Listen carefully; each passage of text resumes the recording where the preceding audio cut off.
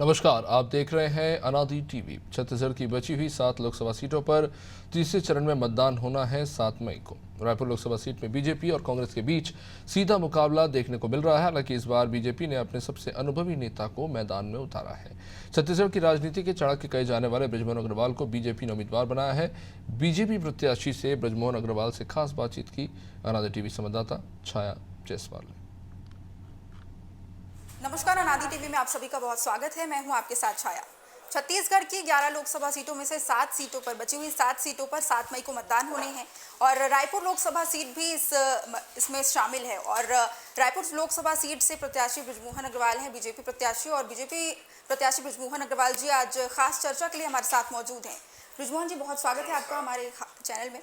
और मेरा सबसे पहला सवाल, क्योंकि कांग्रेस ने विकास उपाध्याय को मैदान में उतारा है, रायपुर लोकसभा में आप किस तरीके का मुकाबला देख पा रहे हैं?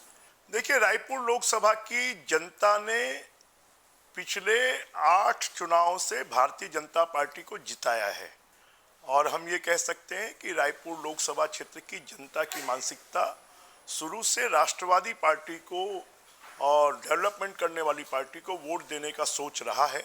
और इस बार भी रायपुर लोकसभा क्षेत्र की जनता, यहाँ के मतदाता, यहाँ के नौजवान, यहाँ के युवा, यहाँ के गरीब, यहाँ की महिलाएं भारतीय जनता पार्टी का कमल फूल का पहले नंबर का बटन दबाएंगी और भारतीय जनता पार्टी को जिताएंगी। बृजमोहन जी, मैं आपसे जानना चाहती हूँ कि जनता के क्या मुद्दे हैं यहाँ पर जिन्हें लेकर आप वोट की अपील करेंगे? देखिए, जनता के मुद्दे तो यही हैं कि भारतीय जनता पार्टी ने 1000 रुपये महिलाओं के खाते में डालना शुरू कर दिया। किसानों के खाते में 20,000 रुपये एकड़ अतिरिक्त आ गया। 2 साल का बोनस आ गया। 35 किलो अनाज ये मुफ्त में मिल रहा है। 5 लाख रुपए का इलाज हो रहा है। घर घर में नल लग रही है। जनधन खाते खुल रहे हैं। अब लोगों का यही मानना है कि कानून व्यवस्था की स्थिति भी अच्छी होनी चाहिए, उसको भी भारतीय जनता पार्टी सुधार रही है। और लोगों को इस बात का विश्वास है कि 15 साल के बीजेपी के शासनकाल में जिस प्रकार का डेवलपमेंट हुआ है वैसा ही डेवलपमेंट फिर से होना चाहिए और अब डबल इंजन की सरकार होगी तो और तेजी से विकास होगा। बृजमोहन जी, क्योंकि जब आपकी नामांकन रैली के लिए निकाली गई तो शक्ति प्रदर्शन खास तौर पर किया गया था, काफ़ी संख्या में कार्यकर्ता मौजूद रहे। वहीं अगर कांग्रेस की बात करें, वहां पर ज़्यादा प्रदर्शन नहीं किया गया, कोई खास तौर पर ज़्यादा लोग भी नहीं दिखे थे। ऐसे में आप क्या कहेंगे कि कांग्रेस क्या अंदरूनी जगह जनता के दिलों में बना चुकी है या फिर आपके बीजेपी के पक्ष में खासा माहौल है? छाया जी, जनता बीजेपी के साथ में है और बीजेपी को जनता वोट करना चाहती है, बीजेपी के समर्थन में आना चाहती है। और बीजेपी ने 5 साल के वादों को जो 3 महीने में पूरा करके दिखाया है, उसके कारण जो कांग्रेस को वोट देने वाले मतदाता हैं उन्होंने भी मानसिकता बना ली है। अयोध्या में प्रभु राम लला का जो स्थापना हुई है उसके कारण भी लोगों के मन में है कि कांग्रेस पार्टी खाली तुष्टीकरण की राजनीति करती है। बीजेपी एक पार्टी है जो लोगों की जनभावनाओं के अनुसार काम करती है और इसलिए भारतीय जनता पार्टी के हर कार्यक्रमों में बड़ी संख्या में लोगों की उपस्थिति हो रही है। अगर पूरे छत्तीसगढ़ में 11 सीटों की बात करें तो रायपुर तो राजधानी ये खास सीट है ही, इसके अलावा राजनांदगांव भी एक हॉट सीट बन जाती है क्योंकि पूर्व छत्तीसगढ़ के पूर्व मुख्यमंत्री भूपेश बघेल को यहाँ पर कांग्रेस ने प्रत्याशी बनाया है। आपको क्या लगता है, राजनांदगांव के लोगों में अब भी भूपेश बघेल के लिए प्यार बना हुआ है? देखिए, कुछ भी नहीं है। वो तो ये मानते हैं कि कांग्रेस का एक एक नेता वो भ्रष्टाचार के आगोश में डूबा हुआ है, महादेव सट्टा ऐप में डूबा हुआ है, शराब घोटाले में डूबा हुआ है, गोबर घोटाले में डूबा हुआ है, धान घोटाले में डूबा हुआ है। उन्होंने खाली 5 साल तक छत्तीसगढ़िया और छत्तीसगढ़ी का शोषण करने का काम किया है, विकास का काम नहीं किया। कहीं एक ईंट भी नहीं रखी गई, कहीं एक पत्थर भी नहीं रखा गया और इससे लोगों का कांग्रेस से मोह भंग हो गया है। और उसके सबसे बड़े सरगना तो भूपेश बघेल जी रहे हैं और इसलिए राजनांदगांव की जनता भूपेश बघेल जी को भी सबक सिखाएगी और वहां से भारतीय जनता पार्टी के संतोष पांडे जी को जिताएगी। बीजेपी की तैयारी खास तौर पर बहुत नजर आ रही है। अच्छा खासा माहौल भी बीजेपी के पक्ष में छत्तीसगढ़ में बना हुआ है। आपको क्या लगता है कि क्या रिजल्ट मिलेगा इसका और कितने श्योर हैं इसको लेकर? देखिए, बहुत अच्छा रिजल्ट मिलेगा। 11 की 11 सीटें बीजेपी जीत कर आएगी और मोदी जी को तीसरी बार प्रधानमंत्री बनाने में छत्तीसगढ़ का भी बड़ा योगदान होगा। छत्तीसगढ़ में बीजेपी की सरकार आए लगभग 4 से 5 महीने हो चुके हैं और कांग्रेस कह रही है कि छत्तीसगढ़ में डबल इंजन की सरकार फेल होती नजर आ रही है। इस पर क्या कहेंगे?